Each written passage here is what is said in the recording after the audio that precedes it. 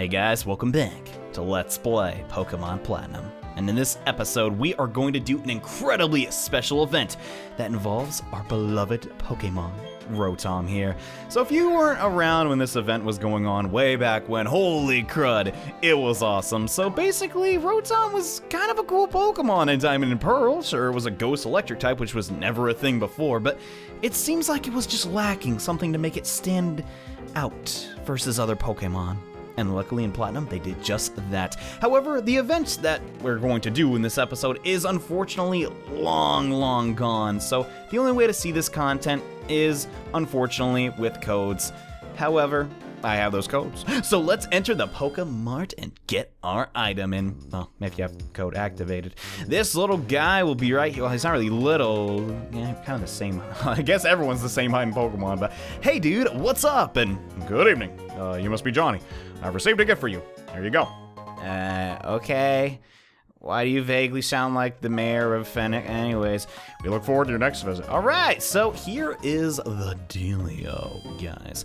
This special item can be used pretty much at any point of the game as long as you've cleared out Eterna, like the building of the headquarters for Team Galactic. But let's check out the flavor text. I mean, I just love this key so much. It was so fun to get this back in the day, but a high-tech key that has be used at a specific location. It emits a special electric signal to open a door, and the head of that key looks like something very familiar. But anyways, now that we got the key, it's time to go inside the Eterna building and, well, open the door that's kind of being used. Yeah, so I definitely want to do this before we climb at Mount Coronet because we're gonna need to be as strong as we can. But yeah, now we should probably tell Looker about this building. Like, it's completely abandoned, but maybe there's something helpful, like, this secret area, which, if I'm being totally honest, I got the key and I didn't even know about for the longest time. But yes, inside here, we will find some useless appliances. Yeah, not really too interesting if I'm being totally honest. And there is a mysterious notebook here. Its age is impossible to tell. It was by pure chance that I obtained information about the Pokemon Rotom. Remarkably, Rotom has the ability to enter and merge with special motors. It's now known that Rotom can stay inside a motor almost indefinitely. However, it will emerge if it enters a union room or Wi-Fi club. What are you talking? Okay, Rotom will also emerge from the motor if it's left at the daycare. Rotom may also forget certain moves when it leaves a motor. What is this book even talking about? I don't even know. To ensure I get all the credit, my Rotom research must be kept secret. They will come to recognize me as a scientific genius. The rest of the notebook is blank. Oh. Well, how about that? Let's read this one. It's an old notebook telling how old it is. Would you like to read it? Sure. Our encounter was a sudden one.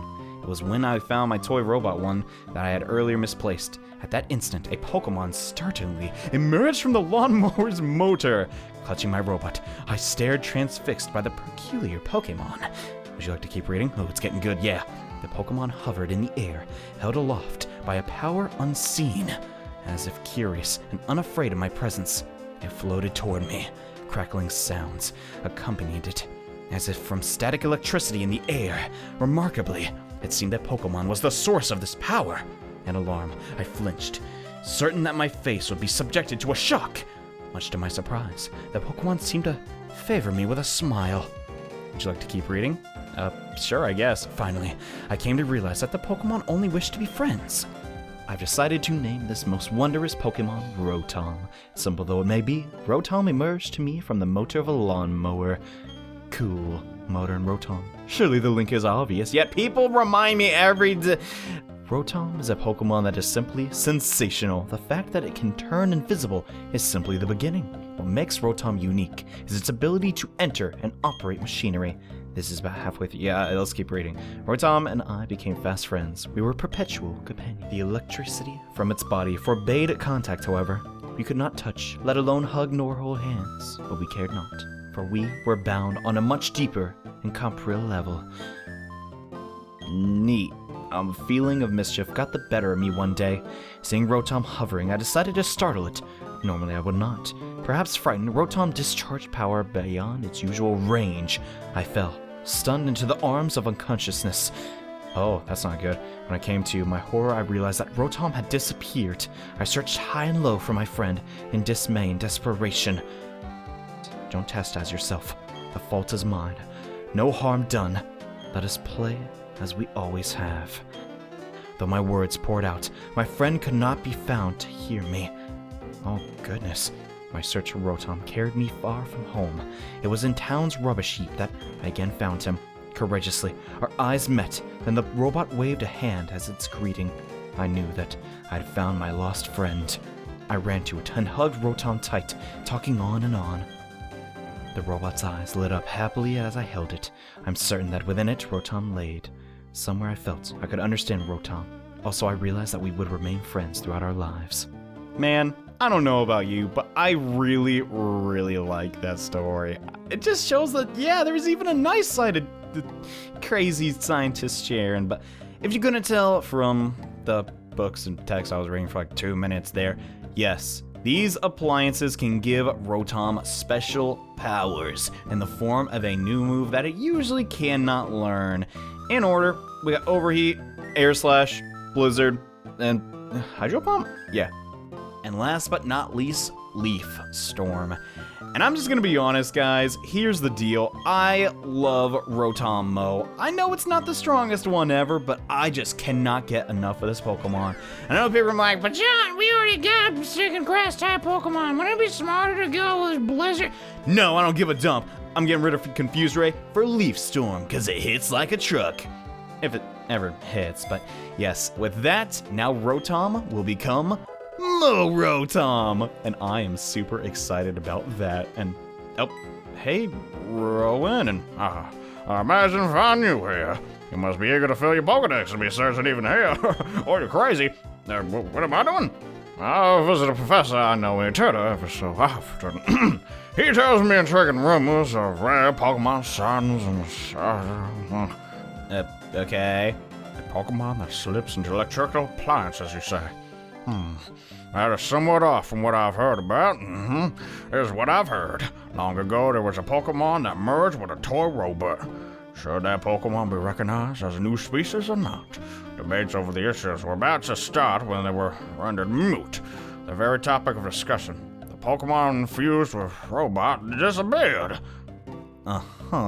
Anyways, this is Rotom. What an interesting Pokemon. You say it enters an appliance and essentially merges with the device. In the process, it may also learn new moves. In a way, I suppose it could be thought as a mechanical Pokemon.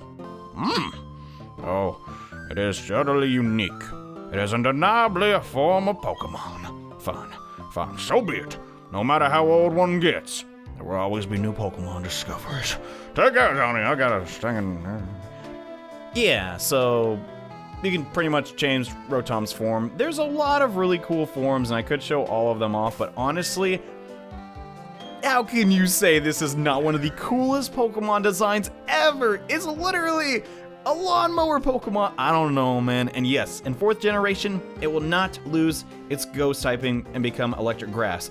It's just straight up electric and ghost still. However, it has access to Leaf Storm, which in my opinion is fantastic because it usually does get walled off a lot by, well, ground types. But now that we have Want on our team, what do you say we test him out?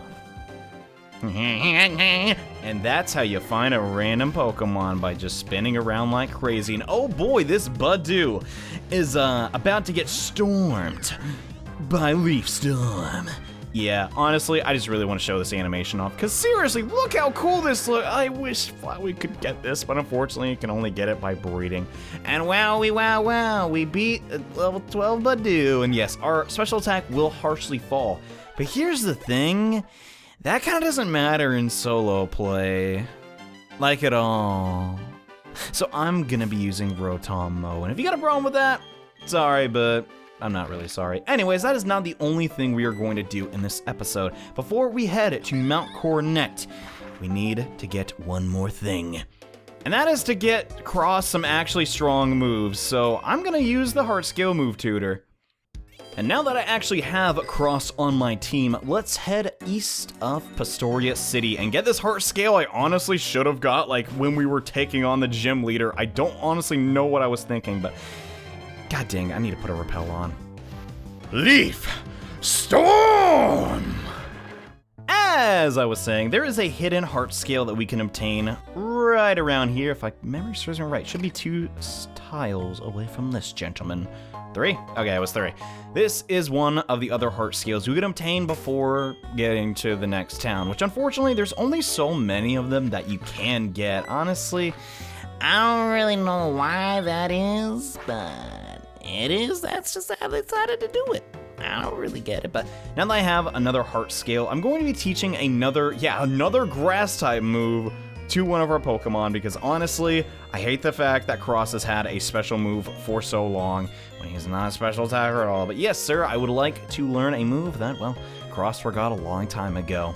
And what should we learn? So we got Night Slash, which is only 70 power, not really too amazing. We got Fury Cutter, Slash, could be promising, but I'm not a fan of normal moves, I'm being totally honest. Swords Dance, which honestly just strikes me as a bit cheap, so I'm not going to go with it. And yet again, I use Psycho Cut.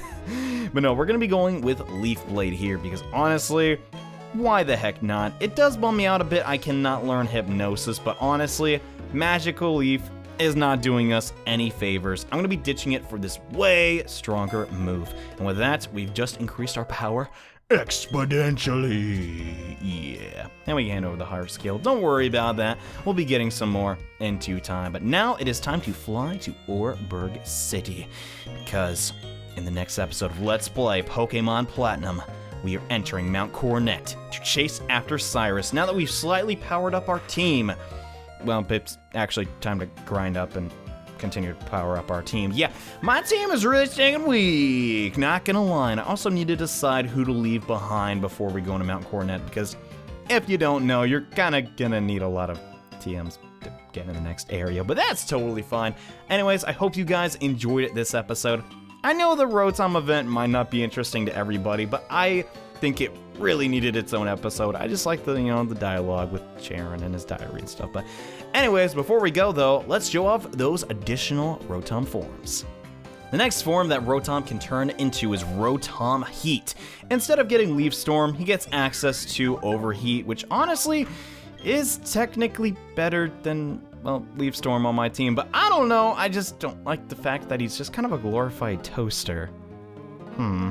After that, we have Rotom Fan, which, oh boy, unfortunately does not have a lot of fans. Debatably gets the worst move, which is Air Slash, a relatively low power move, but I don't know. At least it'll keep you cool in the summer. That's something, right? Speaking of keeping cool, we also have... God, that one was so bad. We got Frost Rotom, who has a really cool, animation when it's, getting thrown out, but gets access to Blizzard. Honestly, it's an okay move, but gosh, that accuracy's not great. And last but not least, the infamous Rotom Wash. You either love this guy or hate him.